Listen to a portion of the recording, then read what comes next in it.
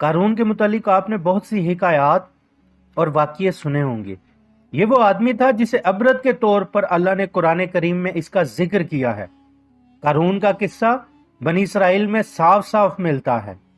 یہ وہی آدمی تھا جس کے خزانوں کی چابیاں 300 اونٹوں پر لادی جاتی تھی۔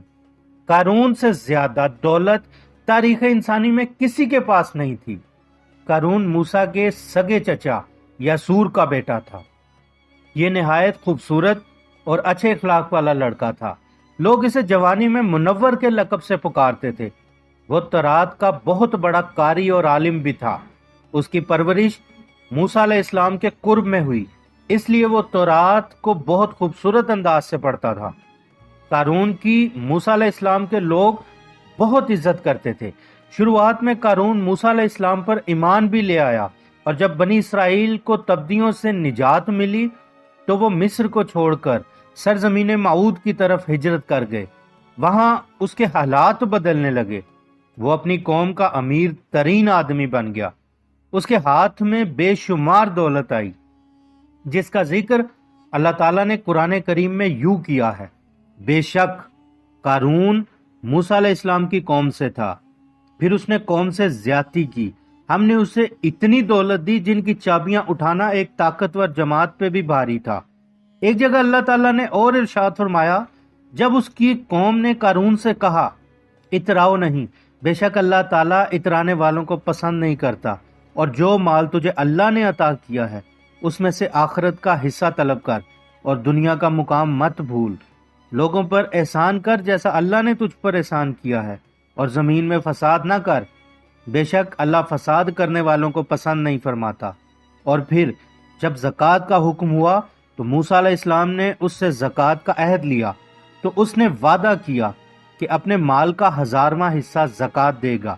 لیکن جب اس نے زکوٰۃ کا حساب لگایا تو اس کے مال کے حساب سے یہ ایک بہت زیادہ کثیر رقم بن گئی، جس پر اس کے دل میں لالچ اور حرص پیدا ہو گیا۔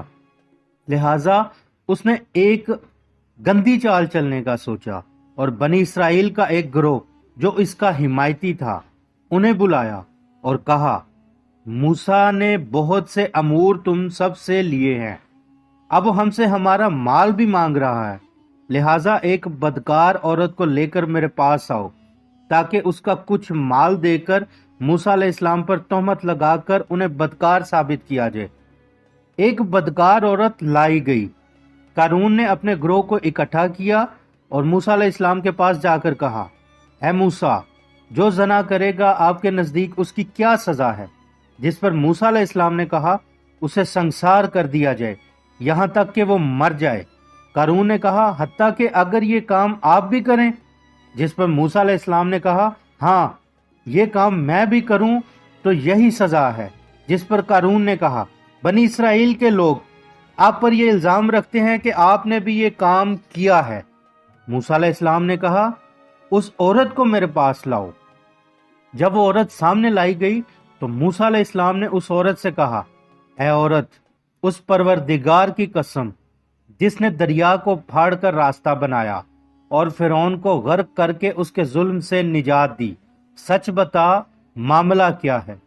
وہ عورت موسیٰ علیہ السلام کی بات سن کر ڈر گئی اور کانپتے ہوئے کہا، اے اللہ کے برگزیدہ نبی، مجھ پر قارون نے مال کا لالچ دے کر آپ پر بہتان لگانے کا کہا اور مجھے کثیر مال دیا ہے۔